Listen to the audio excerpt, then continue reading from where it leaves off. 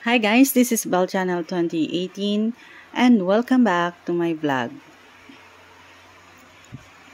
Anumang oras ay pwedeng makardiac arrest si Kris Aquino dahil sa lumalala niyang karamdaman. Yan ang ibinahagi ni Kris Aquino sa panayam sa kanya ng Fast Talk with Boy Abunda. Kinumpirma niya na meron na siyang 5 autoimmune disease na mas lalong nagpabagsak ngayon sa kanyang katawan. Ang ikalima raw ang pinaka-kontrabida sa lahat. Ayon kay Kris, matapos magkaroon ng comorbidity at magpositibo sa COVID-19 ilang buwan na ngayon ang nakararaan, may tama na rin daw ang kanyang lungs. Aniya, totoong alarming na ang nangyayari sa kanya, lalo pat sobrang bumagsak na rin ang kanyang hemoglobin na very important daw dahil ito ang nagdadala ng oxygen sa katawan ng tao. May problema rin daw ang puso ni Kris dahil may mga pagkakataon na grabe ang taas ng kanyang heart rate. Pupunta lang daw siya sa banyo ay inaabot na ng 120 to 146 ang kanyang heart rate. Ang dagdag pa ni Kris, posible nga raw siyang ma-stroke anytime, kaya naman triple ang ginagawa niyang pag-iingat. Muli humiling na naman ang aktres sa kanyang mga taga-suporta ng taimtim na dasal para sa kanyang kalusugan. Kakapalan na daw niya uli ang kanyang mukha sa paghingi ng panalangin mula sa publiko. Samantalang sa darating na Monday, may susubukang bagong biological na gamot kay Kris para makatulong sa pagkontrol sa kanyang mga autoimmune disease at para sa kondisyon ng kanyang puso. Big risk daw ito para kay Kris dahil kapag hindi raw ito naging effective sa kanya, pwede siyang ma-cardiac arrest. Baby dose pa lang ang ibibigay sa kanya ng mga doktor at titingnan kung kakayanin niya ang 4 na doses daw ang kakailanganin niya para sa nasabing treatment. Sa Lunes, papasok ako sa ospital at may susubukan kaming biological na gamot.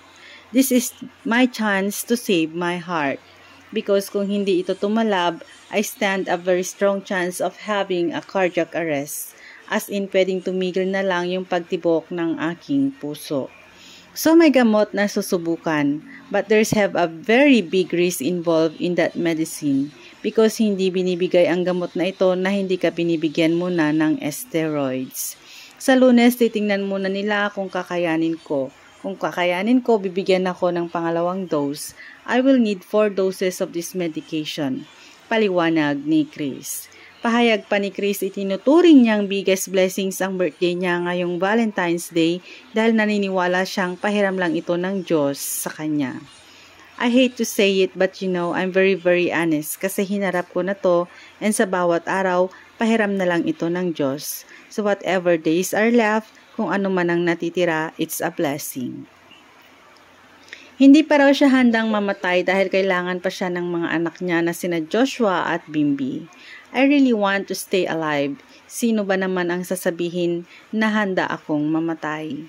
Bim is only 16 and I made a promise to him na until he becomes an adult, I will really do everything. Lahat gagawin ko kasi hindi naman sikreto sa mga tao na ang kuya niya falls under the autism spectrum. Kailangan pa nila ako. But after Monday, wala na akong immunity. Pwede na akong dapuan ng kahit na anong sakit at wala na akong panlaban doon. Sa tanong kung ano ang mga pinagdarasal niya ngayon, I just wanna thanks God because people I do not know, people na have never met me, hindi ko mga kilala, pinagdarasal nila na kailangan kong gumaling. But I cannot promise you that kasi ang dami nang hindi ko kayang gawin. Pero pangako ko po sa inyo, hindi ko kayo bibiguin. Wala sa pananaw sa buhay ko ang sumuko. Hindi ko ipahihiya ang sarili ko sa inyo. I refuse to die. Aniya pa niya. Thanks guys for watching and God bless everyone.